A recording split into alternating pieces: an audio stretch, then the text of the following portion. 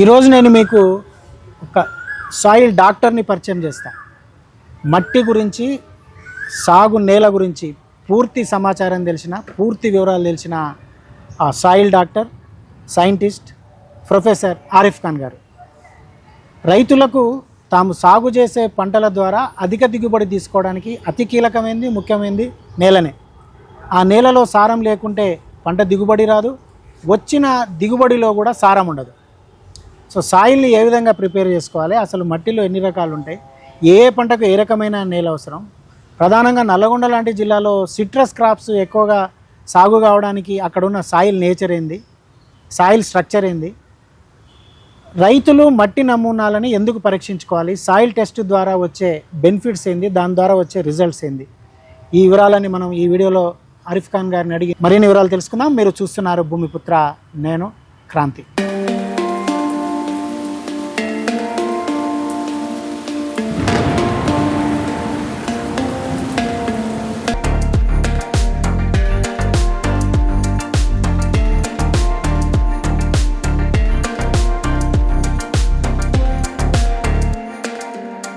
Sir నమస్తే. నమస్కారం. నిజంగా రైతుకు అతి కీలకమైంది, ఒక మొక్క నాటే కంటే ముందే అసలు తెలవాల్సింది భూమి గురించి, భూమిలో ఉన్న సారం గురించి, ఆ భూమిలో ఉన్న పట్టు గురించి కదా. కరెక్ట్. సో సాయిల్ గురించి అంటే మీరు ఇందులో ఎక్స్పర్ట్, మీరు సాయిల్ సైంటిస్ట్. నేను అందుకే సాయిల్ డాక్టర్ అన్నా, ఎందుకంటే సాయిల్కి సంబంధించి మీకు తెలియని విషయం లేదు, మీరు అంత వర్క్ చేశారు అందులో. సో మన రైతులు మంచి దిగుబడులు సాధించాలన్నా ఏ ఏ పంటలు సాగు చేసుకుంటే ఎలాంటి సాయిల్ రకాలైతే బాగుంటుంది, వాటిని సాయిల్ ఎన్రిచ్ చేసుకోవడానికి రైతులు ఏం చేస్తే బాగుంటుంది, సో ఈ వివరాల గురించి మనం, ఈ సమాచారం గురించి ఈ వీడియోలో మాట్లాడుకుందాం. ఏం చెప్తారు? Okay, thank you. ఇప్పుడు మనకు వ్యవసాయంలో స్టార్ట్ చేసేదానికి, అలాగే హార్టికల్చర్కు మెయిన్గా ఏమంటే సాయిల్ కూడా ఒక ఇంపార్టెంట్ రిసోర్స్. ఎందుకంటే మనకు భూమి మీదనే ఆధారపడతాం, మనకు అందుకనే మనం భూమాత, భూతల్లి అంటాం. దేనికైనా మనం ఏరువాక చేయాలనుకున్నా, వ్యవసాయ పని చేయాలనుకున్నా మనం భూమిని పూజించే చేస్తాం. ఎందుకంటే మనం దేవతను పూజిస్తాం. తల్లి, నిన్ను కొద్దిగా డిస్టర్బ్ చేస్తున్నాము, నాగలతో దున్నుతున్నాము, ఆ ఓపికతో చూసుకొని మమ్మల్ని భరించి చేస్తేనే కానీ మేము మా మనుగడ సాగుతుంది, కాబట్టి దయచేసి క్షమించని చెప్పేసి మనం ఏరువాక చేసి మనం పొలం దున్నుతాం. ఇది మన సాంప్రదాయం. అవును సార్. ఇప్పుడు మనకు అగ్రికల్చర్ క్రాప్స్ అంటే యాన్యువల్, సీజనల్ క్రాప్స్. సీజనల్ మనకు ఎక్కువగా అంటే 3 months, 4 months, 5 months ఉంటాయి. 6 months ఉండే అగ్రికల్చర్ క్రాప్స్ ఒక 4 ఉన్నాయి. ఆ తర్వాత మనకు 1 year క్రాప్ వచ్చేసి షుగర్ కేన్. అదే హార్టికల్చర్లో తీసుకుంటే మనకు ఫ్రూట్ క్రాప్స్, ఈ గార్డెన్ క్రాప్స్ చాలా ఇంపార్టెంట్. ఇవి ఏమంటే దీర్ఘకాలికంగా ఉంటాయి. మనకు ఉదాహరణ చూసుకోండి, మామిడి, సిట్రస్, సపోటా, పనస, ఇలాంటి రకరకాల మన పండ్ల తోటలు మనకు 20 సంవత్సరాల నుంచి 30, 40, 50 సంవత్సరాలు కూడా ఉంటాయి. లాంగ్ టర్మ్, దీర్ఘకాలికం ఉంటుంది. కాబట్టి ఎప్పుడైతే మనం దీర్ఘకాలికంగా ఉంటాం కాబట్టి దీన్ని కొద్దిగా ఒక రకంగా మనం ప్రత్యేక దృష్టితో మనం ప్లాంటేషన్ చేయాలి. ఇది మనం ఫీల్డ్ క్రాప్స్లో అయితే ఒకసారి చేస్తే రెండో సీజన్తో మనం అయిపోతుంది. కానీ ఇక్కడ మొదట కనుక తప్పు చేస్తే ఎట్ ద బిగినింగ్ ఈ హార్టికల్చర్ ఫ్రూట్ క్రాప్స్లో మనం దాని తర్వాత అంతా మిస్టేక్స్ కనబడుతుంటాయి. దాని తర్వాత మనం మేనేజ్మెంట్ చేయాలంటే కష్టం. కాబట్టి మనం ఫ్రూట్ క్రాప్ను మనం ఎంపిక చేసుకుంటున్నామో దానికి మనం సాయిల్ సూటబులా కాదా అని చూసుకోవాలి. అంటే land suitability is very important. దాంతోపాటు మనకు వాటర్ సూటబిలిటీ కూడా చూసుకోవాలి. ఎందుకంటే మనకు సాయిల్, వాటర్ రెండు అనేది చాలా ఇంపార్టెంట్. ఇక ముఖ్యంగా మనకు చూసుకున్నాం మ్యాంగో, ఇది 30 years, 40 years కూడా ఉంటుంది. Citrus deep semi rooted crop 20 years, 30 years కూడా ఉంటుంది. కాబట్టి ఇక్కడ ప్లాంటేషన్స్ చాలా జాగ్రత్తగా చేయాలా. ఫస్ట్ మన ల్యాండ్ సూటబిలిటీ కాదా అని తెలుసుకోవాలి. సాయిల్ టెస్ట్కి పోవాలి, సాయిల్ టెస్ట్ చేసుకోవాలి.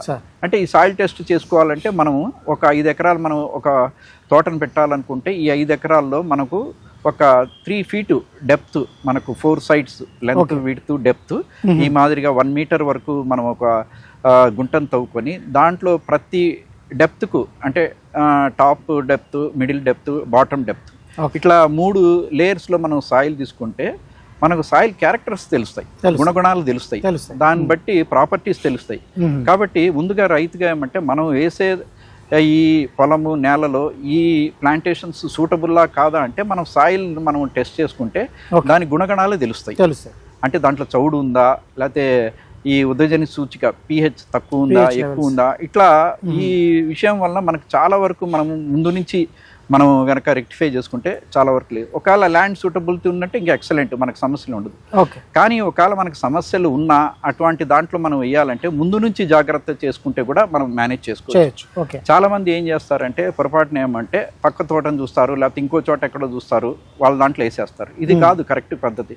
ఫస్ట్ మీరు వేయాలనుకున్నప్పుడు ఆ ల్యాండ్ సూటబిలిటీ కాదంటే సాయిల్ శాంపుల్ కలెక్ట్ చేసుకోవాలి. నేల ఇప్పుడు మన హెల్త్ ఆరోగ్యంకి మనకు ల్యాబ్ టెస్టింగ్ లో మనం బ్లడ్ శాంపుల్, యూరిన్ శాంపుల్ ఎట్లా చేస్తాము, దాంట్లో ఉన్న డిఫెక్ట్స్ అన్ని తెలుస్తాయి కాబట్టి దాని ప్రకారం మనం ఫర్దర్గా మెడికేషన్కి వెళ్తాం. ఇక్కడ కూడా మనం సాయిల్ టెస్టింగ్ చేయాలంటే సాయిల్ శాంపుల్ మనకు కలెక్షన్ చాలా ఇంపార్టెంట్. ఈ సాయిల్ శాంపుల్ కలెక్షన్లో ఏదైనా పొరపాట్లు చేస్తే మనకు అక్కడ వచ్చే డేటా కానీ రికమెండేషన్ కానీ రాగ్ అవుతుంది. సేమ్ మనం అంతే కదా, మన హ్యూమన్ విషయంలో కూడా మన బ్లడ్ శాంపుల్ కానీ తప్పు ఇస్తే మనకు డేటా కూడా తప్పు వస్తుంది. కాబట్టి అదే విషయాన్ని మనం ఇక్కడ గమనించుకొని మనకు 5 acres ల్యాండ్ ఒక మాదిరిగా ఉందంటే ఒక గుంత చొప్పున చాలు. మనం దాని నుంచి టాప్ లేయర్ నుంచి ఒక 4 సైడ్స్ నుంచి మనం సాయిల్ తీసుకోవడము, దాన్ని సపరేట్గా కవర్లు వేసుకోవడం, దాన్ని లేబులింగ్ చేసుకోవడం, ఆ లేబుల్లో ఇన్ఫర్మేషన్ ఇవ్వడము 1 by 1 అంటే ఒకటో గుంత టాప్ లేయర్. అట్లా సెకండ్ లేయర్ లో కూడా మనం తీసుకోవాలన్నమాట. 1 feet వరకు అన్నారు, 1 feet వరకు 1 by 2 అట్లే టాప్ బాటమ్ డెప్త్ కూడా మనకు 1 by 3 తీసుకోవాలి. ఈ మాదిరి చేసుకుంటే మనకు హిస్టరీ తెలుస్తుంది. ఎందుకంటే ఈ నేల తయారీకి మనకు కొన్ని వేల సంవత్సరాల నుంచి సాయిల్ ఫార్మేషన్ అయింది. మనకు చూసుకుంటే లిటరేచర్ చూసుకుంటే మన అగ్నిపర్వతాలు ఇవన్నీ వచ్చిన తర్వాత లావా వేడి ద్రావము మనకు వివిధ రూపాల్లో రాళ్లుగా రప్పలుగా మారి ఆ రాళ్ళు రప్పలు కొన్ని వేల సంవత్సరాల తర్వాత మనకు మట్టి తయారవుతుంది. అందుకే మనం చూడండి టాప్ సాయిల్ ఎప్పుడు మెత్తగా ఉంటుంది, అంటే కింద మనకు మిడిల్ లేయరు బాటమ్ లేయరు ఇంకా రాళ్ళు రప్పలుగా ఉంటాయి. అంటే ఆ రాళ్ళు రప్పలు ఇంకా నేల తయారీ కాలేదు కాబట్టి మనకు టాప్ సాయిల్ చాలా ఇంపార్టెంట్.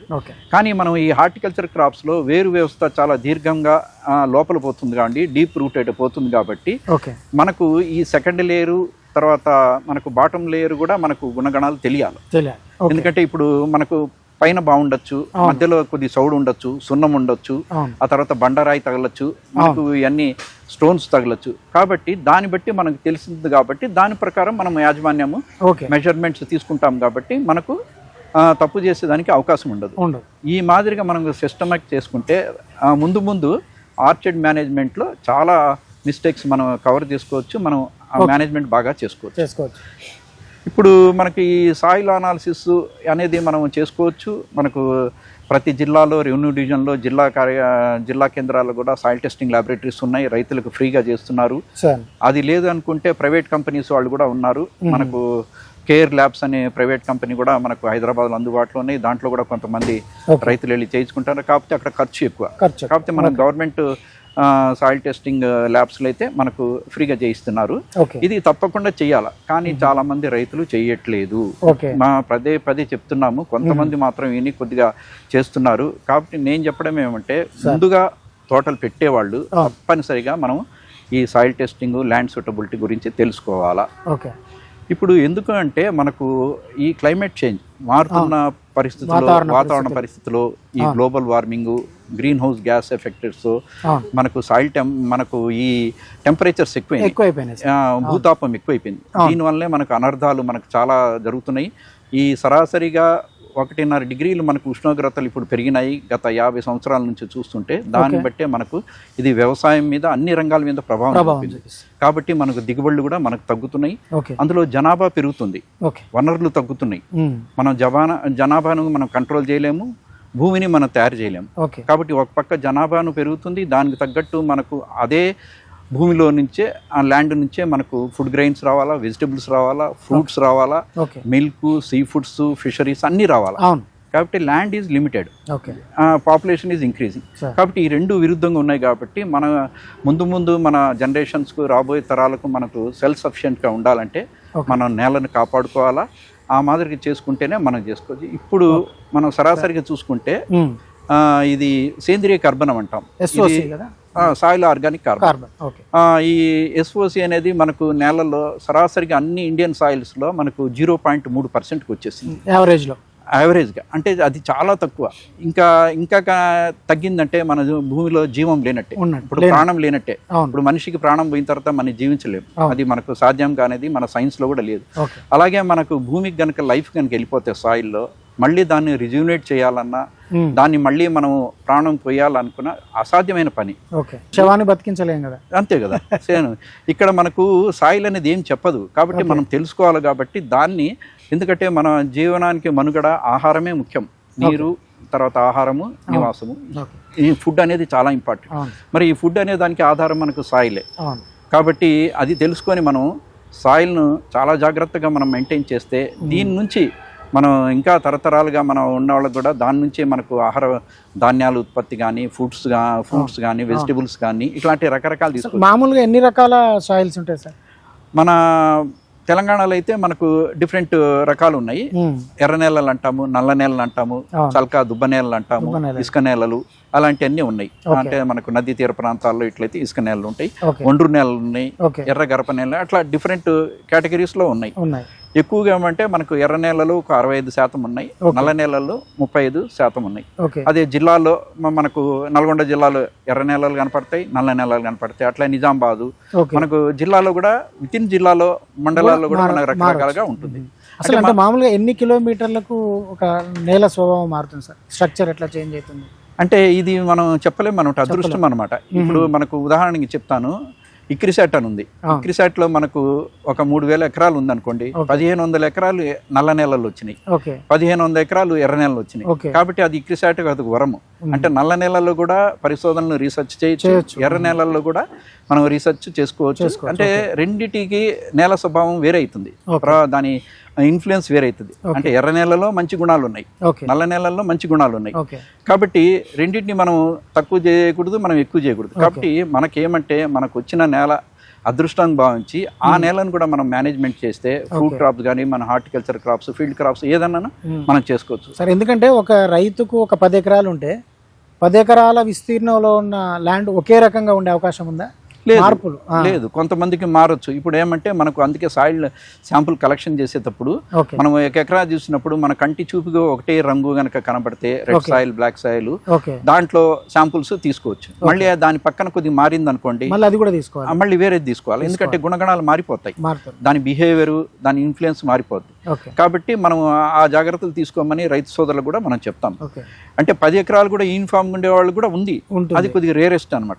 మనకు రైతులకే చూస్తుంటాం, సార్ నాకు ఒక పక్క చౌడు వచ్చేసింది సార్, ఒక పక్క బాగా పండుతుంది, ఒక పక్క ఏమో మనకు ఈ రాళ్ళు రప్పలుగా ఉంటుంది, అది మనకు చేయలేము. అంటే సాయిల్ ఫార్ములేషన్లోనే అది ఎప్పుడో వేల సంవత్సరాల కింద జరిగిపోయింది. అదే.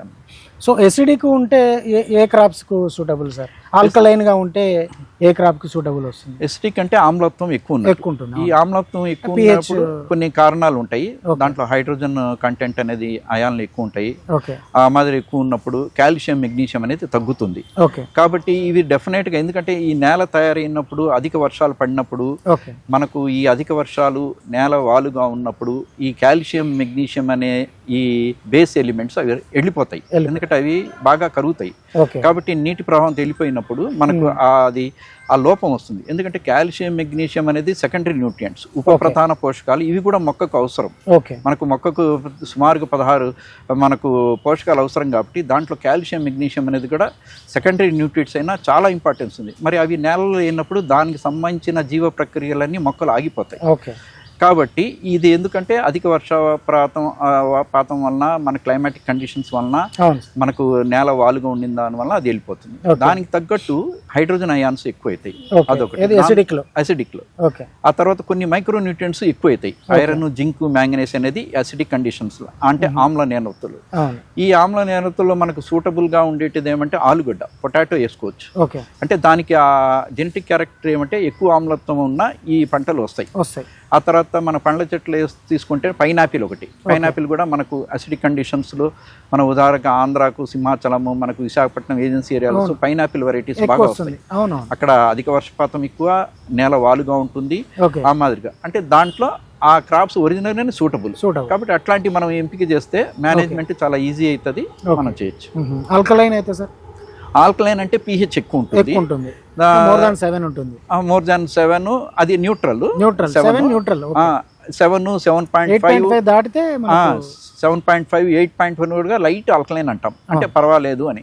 8.5 కనుక ఉంటే ఆమ్లత్వం ఎక్కువ అవుతుంది. ఇక్కడ హైడ్రోజన్ హైడ్రాక్సైడ్ అయాన్స్ ఎక్కువ ఉంటాయి, OH అయాన్స్ అంటాము.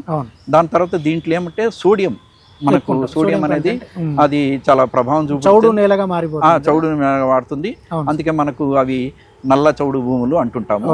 వీటిలో మనకు పోషకాలు ఒరిజినల్ గా మనకు జింకు ఐరన్ అనేది లోపం వస్తుంది. కాబట్టి దీంట్లో మనకు ఈ కాల్షియం అనేది తగ్గుతుంది ఈ ఈ మనకు క్షార నేలలో. అందుకనే మనం జిప్సం ఏమంటాం క్షార నేలలో, ఎందుకంటే దాంట్లో సోడియం తీసేదానికి భూమిలో నుంచి మనకు దానికి రీప్లేస్మెంట్ చేసేది జిప్సం. జిప్సంలో ఏముంటుందంటే మనకు కాల్షియం సున్నం ఉంటుంది, దాని తర్వాత సల్ఫర్ ఉంటుంది, గంధకం. ఈ సల్ఫరు గంధకము అనేది మనం ఏమంటే ఆమ్లత్వాన్ని క్రియేట్ చేస్తుంది కాబట్టి ఉదజని సూచికను తగ్గిస్తుంది.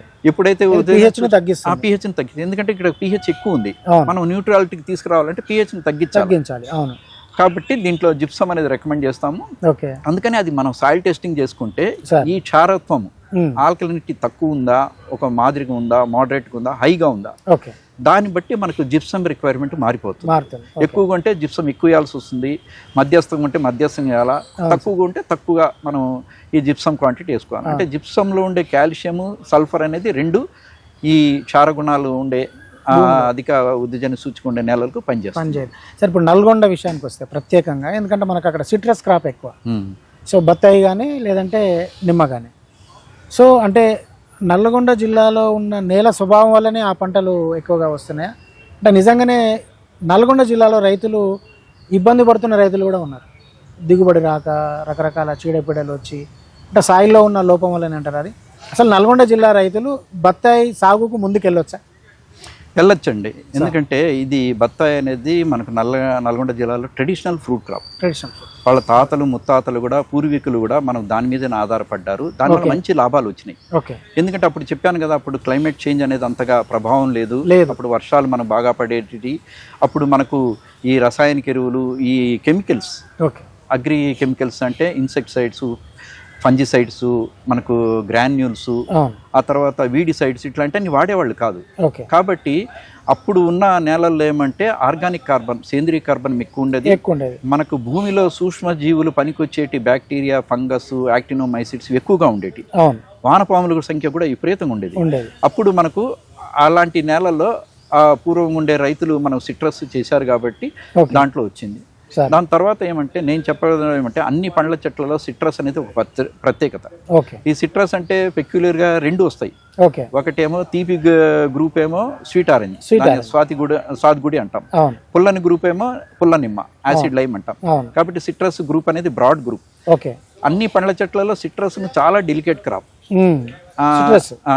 సాయిల్ కన్సర్న్ తీసుకుంటే, ఎందుకంటే దీంట్లో సాయిల్ ప్రాబ్లమ్స్ ఎక్కువ. అంటే మనం అనుకూలమైన నేలల్లో వేసినప్పుడు రైతులు తెలియదు కదా, ఇంతకుముందు ఓల్డ్ ఏజ్లో వేసేసి ఉంటారు, అంటే మనకు చాలా ఏజ్డ్ గార్డెన్స్ ఉన్నాయి, 20 సంవత్సరాలు అట్లా వేసింటారు. అప్పుడు నేల సరిగ్గా లేకపోయినా వేసినప్పుడు దాంట్లో ఈ పోషక లోపాలు ఎక్కువ వస్తాయి. ముఖ్యంగా అంటే మనకు ఐరన్, జింకు, దాన్ని పల్లాకు తెగులు వేస్తాం. ఇప్పుడు ఈ నల్గొండ జిల్లాలో మంచి నేలలు ఉన్నాయి, సిట్రస్ అనుకూలంగా, మంచి నేలలు లేకుండా కూడా ఉన్నాయి. ఈ నేలల్లో ఏమంటే మనం నల్గొండ జిల్లాలో ప్రత్యేకంగా చూస్తే మనకు లోతు తక్కువ ఉన్న నేలలు ఉన్నాయి, అంటే షాలో సాయిల్స్ అంటాం. 1 ఫీట్ తర్వాత ఇంకా మనకు మొర్రం తగులుతుంది, కొద్దిగా మెత్తటి మట్టి ఉండదు. కానీ సిట్రస్ ఏమంటే మనం డీప్ రూటెడ్ క్రాప్ అంటాం, అంటే దాని వేరు వ్యవస్థ ఇంకా కొద్దిగా పోతుంది, లేటరల్ రూట్స్ ఇట్లా పీచు వెళ్ళిపోతుంది. కాబట్టి దాని మనకు మిడిల్ లేయర్ కూడా, రెండో డెప్త్ లేయర్ కూడా మంచిగా మెత్తగా ఉంటే అట్లాంటిది బాగుంటుంది. ఈ లోతు తక్కువ ఉన్న నేలలు వేయడం ఏమంటే మనకు వెంటనే మొరం తగులుతుంది, దాని తర్వాత సున్నం అవుతుంది, కాల్షియం అంటాం.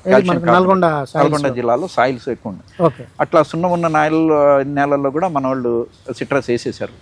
అలాంటి నేలల్లో ముందే మనం వేస్తున్నామని చెప్పినప్పుడు ప్లాంటింగ్ టైంలోనే మనం జాగ్రత్తలు తీసుకొని మనం సేంద్రియ పెరుగులు వేసుకొని దాని ద్వారా పెట్టుకుంటే మనం కొద్ది వరకు మేనేజ్మెంట్ ఈజీగా చేయొచ్చు. అలాంటి నేలలో కూడా భయపడాల్సిన పని లేదు, అట్లా మనకు చేసుకోవచ్చు అన్నమాట. ఆ తర్వాత మనకేమంటే ఈ సున్నపు నేలలు ఎక్కువ ఉన్నప్పుడు మన జింకు, ఐరన్ లోపం అనేది వస్తుంది. ఆ రెండు సూక్ష్మ లోపాలు మొక్కకు చాలా అవసరం మనకు సిట్రస్కు.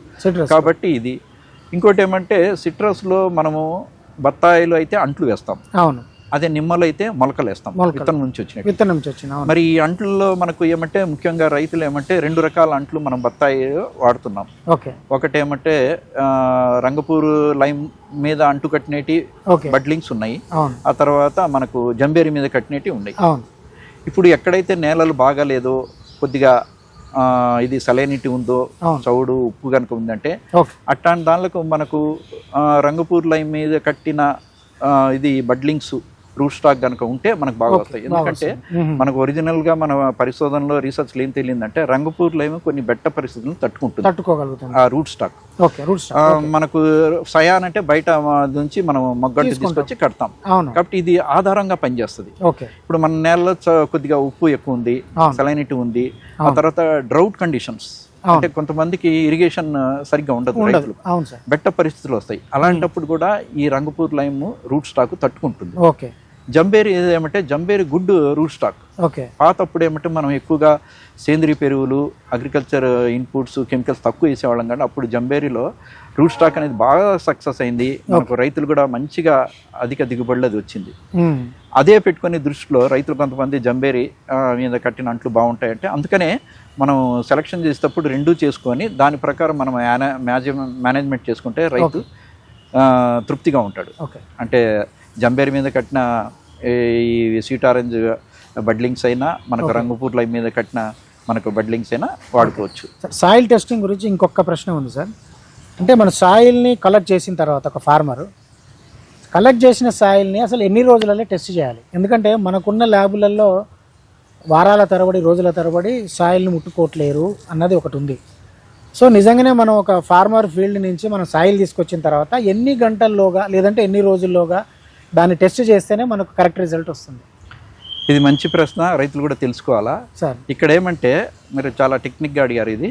ఇది సాయిల్ శాంపుల్ కలెక్ట్ చేసిన తర్వాత మనకు టైం అనేది ఏం లేదండి, లేట్ అయినా పర్వాలేదు. ఎందుకంటే దీంట్లో చేంజెస్ ఏం కాదు. మనం సాయిల్ శాంపుల్ కలెక్ట్ చేసేటప్పుడు కొన్ని జాగ్రత్తలు తీసుకోమంటాం. అంటే మనం బండ్స్ దగ్గర, గట్ల దగ్గర, వరాల దగ్గర తీసుకోవద్దు అంటాం. నీడ, చెట్ల గట్ల మీద నీడ ఉంటే, ఆ తర్వాత ఎరువు దిబ్బల దగ్గర, మాయిస్ట్ కండిషన్ దగ్గర, ఇట్లాంటి అన్ని ప్రికాషన్స్ కానీ తీసుకుంటే సరిపోతుంది. ఎందుకంటే సాయిల్ ఒకసారి తీసినప్పుడు వాళ్ళ అనాలిసిస్ నెలైనా తీసిన దాంట్లో మార్పులు చేర్పులు ఏం జరగవు. అదే మీకు ఇంకో విధంగా నేను చెప్తానంటే వాటర్ కనుక శాంపుల్ కనుక కలెక్ట్ చేసి దాంట్లో టెస్ట్ చేయాలంటే వితిన్ 24 hours మనకు ల్యాబొరేటరీలో చేయాలి. ఇది సాయిల్లో ఏం మార్పు ఉండదు.